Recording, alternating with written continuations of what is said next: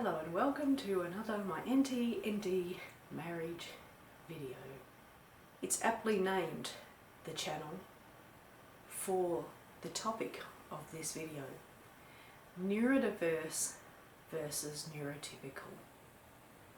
There's a lot of talk at the moment about certain conditions being labelled as neurodiverse. And this is a very interesting topic for me. I have depression. It runs in my family. Many family members I know have it. And for me, it's kind of mild to a degree. I'll have moments where I'm really just stuck, months and months of depression. You just kind of lie in bed, open your eyes and be like, oh, I don't want to get out of bed today. There's nothing interesting outside of the bed that is worth getting up for, down thoughts. According to, I don't even know who's saying this, doctors, others, the community, people who have just decided this for themselves, I don't know. But people are saying that me having depression / bipolar is me being neurodiverse, and that they all come under the one umbrella of ASD, ADHD, bipolar, etc. Here's my concern with that. I'm neurotypical. That means that neurologically my brain functions in a typical way. All the right hemispheres and such are firing up when they're meant to be firing up. Unlike my husband, who's neurodiverse. His hemispheres aren't firing up when they're supposed to be firing up. His brain neurologically is not functioning the way that my brain does, and the way that anybody who is neurotypical's brain fires up. That is the difference between the two. That's what makes somebody neurotypical and somebody neurodiverse, how their brains fire up. So if you have me in an MRI and him in an MRI, you would find that our brains are not the same. But I have depression. So where I get a bit confused and I question, if you are on the spectrum and you're a neurodiverse, but both of you can have different types of mental conditions, does that really make somebody neurotypical, neurodiverse? My husband can get down on occasion. There are people on the spectrum who have depression. They're not neurodiverse because they have depression, they're neurodiverse because they're ASD and the neurological bits don't fire the same way, right? You can be on the spectrum and also be schizophrenic. You could be neurotypical and be schizophrenic. I have a schizophrenic friend who is neurotypical for all intents and purposes. Obviously schizophrenia is a whole different ballgame. When it comes to the ways of being neurotypical, she is neurotypical. She is in touch with her feelings, her emotions. She speaks normally like neurotypicals do. She doesn't have alexithymia. She doesn't have any of that.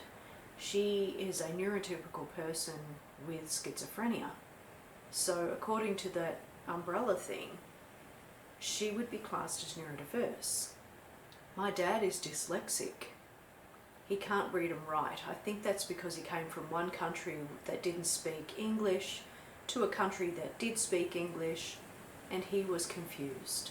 And he never really sort of learned how to learn. He had very difficult school life, and so he didn't function and flourish the way that he could have. He's an incredibly intelligent man. He'll point to a native tree and give you the Latin name of it, and you're like, oh yeah, I knew that.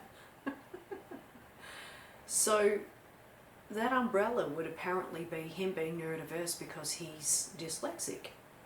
But again, you can be on the spectrum and be dyslexic. You can be neurotypical and be dyslexic. So I get a bit confused about where they're going with this. Why have they decided that certain things are all going to come under one umbrella called neurodiverse? As a child, I was diagnosed with hyperactivity. I found it very hard to sit still. I was easily bored and very, very restless. Funny story that I love to share with my family, as a matter of fact. When I was in prep, which is the very first year of school here in Australia for those in other countries, I asked to go to the toilet during art class, and I loved art class. I mean, my favourite topic. So I run to the toilet, pedal as quick as possible, wash my hands, run back. Didn't want to miss a minute of my art class. And the teacher, she literally says, "You were too fast to have gone to the toilet. Where did you really go?" And didn't believe that I'd gone to the toilet. So she sent me to the office. Poor little me. So she sends me to the office to sit out front of the office for something I hadn't even done. Like, I haven't done anything wrong. I did go to the toilet. Anyway, I'm sitting out front of the office on this wooden bench seat, and I am bored. I've got no idea how long I have to be there for. Who's going to come and tell me I can leave? Nothing. I don't know. And I'm 4 or 5 years old? Anyway, I get up and run a lap around the school because I'm just bored. And the teacher sees me out the window running around the fence line. And then I was in even more trouble because I got up and ran around. So that's what my hyperactivity looked like. But I could easily concentrate. I could have sat in that art class painting that painting for hours. Easily, happily. So it was not so much ADHD in that, say, I couldn't hold a thought for more than 10 seconds or something. Sorry if that's offensive to ADHDs, to imply that it's only 10-second memory. That's not what I mean to do. I'm just, using figures of speech. I could hold my attention. I just had bundles and bundles of energy. And I was given some medication once to tone me down, and that just made me really miserable and grumpy, according to my mum. I don't remember it. And so, would that be considered neurodiverse because hyperactivity comes under ADHD? Right?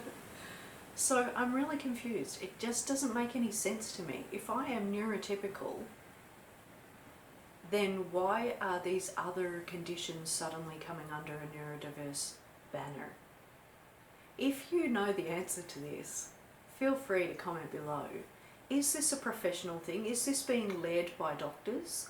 Or is this being led by general public? I'd love to know where this is stemming from, because it just suddenly feels like it popped out of nowhere. And now I feel really confused, because as far as I'm concerned, I'm as neurotypical as they come. Granted, a lot of people on the spectrum who don't know they're on the spectrum probably think that they're normal as well. But anyway, I consider that I'm as neurotypical as they come, very in touch with my emotions, definitely don't have alexithymia and whatever other, bits and pieces there are out there. But I have conditions that come under this strange umbrella, so I'm confused. Like, I think even PTSD comes under there. So my thinking is, if it's something that you both can have, somebody who's ASD and somebody who's neurotypical, then it wouldn't be a neurodiverse thing. So if we can both have depression, then that's not neurodiverse because it's fluid. If we could both have PTSD, it's not neurodiverse. If we could both have schizophrenia, it could be can't be neurodiverse. Did I say can't be before? Anyway. That's sort of my thinking about it. It just seems more logical to me, but I'm not really sure why this has come up and where it's going. Anyway, drop a comment below, let me know your thoughts. What do you think? Do you think these conditions are neurodiverse? Do you think that if you can be neurotypical and have it, and be ASD and have it, then it's not a neurodiversity? Let me know your thoughts. Love to hear from you, because I need some, clarification on this subject. And as usual, thank you so much for taking the time to watch my video. I really do appreciate it.